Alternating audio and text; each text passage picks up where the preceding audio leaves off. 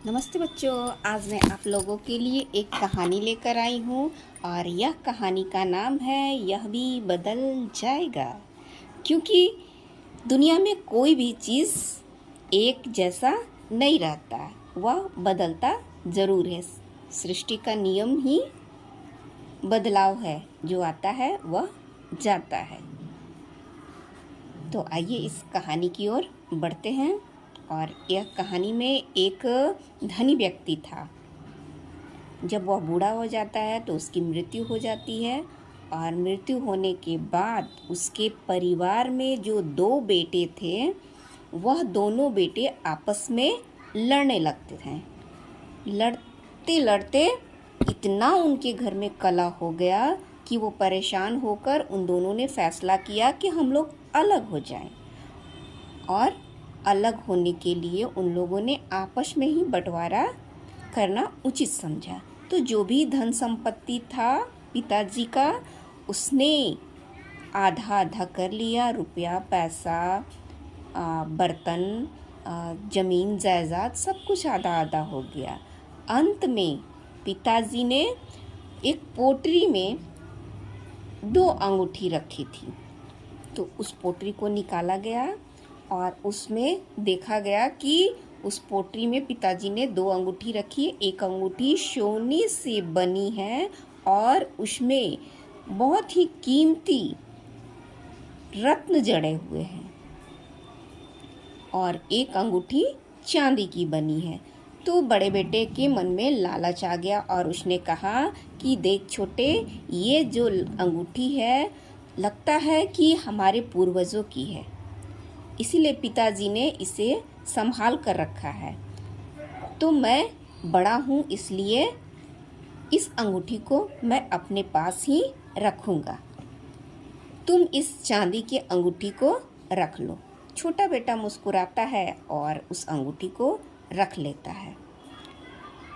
घर जाकर जब आराम से सोता है तब उसे उस अंगूठी की याद आती है और वह अंगूठी देखने लगता है कि आखिर पिताजी ने इस अंगूठी को क्यों रखा। सोने वाला रखा तो ये समझ में आया, ये साधारण सी अंगूठी चांदी की क्यों रखा। उस अंगूठी को लेकर के बहुत ही बारीकी से देखता है, तब उसे दिखाई पड़ता है कि उसमें कुछ खुदा हुआ है। तो वह क्या खुदा हुआ था, तो ध्यान से पढ़ता है तो लिखा हुआ था कि यह भी बदल जाएगा। तो वह छोटे बेटे ने अपने पिता की उपदेश समझ करके, पिता का प्रसाद समझकर, ज्ञान समझ करके उस अंगूठी को रख लिया और उस बातें को हमेशा ध्यान रखता। क्योंकि उसके पिता पहले उससे एक बार कहे थे दोनों भाइयों से कि जिंदगी में, इस जीवन में कुछ भी एक सा नहीं रहता, वह हमेशा बदलते रहता है, यह सृष्टि का नियम है। तब उसका जो बड़ा भाई था, वह जब तक धन था तो बहुत खुश और मेहनत नहीं करता था। जब धन खत्म हो गया तो बहुत उदास होने लगा। उसने खेती करना शुरू किया। जब खेती करता तो अच्छा फसल होता तो खुश रहता, और जब फसल अच्छा नहीं रहता तो दुखी हो जाता। वह बराबर मेहनत नहीं करता था। जब बसंत आता था तब भी खुश, और जब बरसात का दिन आता था तब परेशान। छोटा बच्चा था बेटा, वह बसंत आए या फिर पतझड़ आए, वह हर मौसम में ही खुश रहता था। उसके पास धन हो तभी भी खुश रहता था, नहीं रहता था तभी भी खुश रहता था। क्योंकि धन जब ज़्यादा हो जाता है तो लोगों के दिमाग में एक अजीब सी घमंड पैदा हो जाती है, जिसके चलते वह किसी का इज्जत नहीं करता है।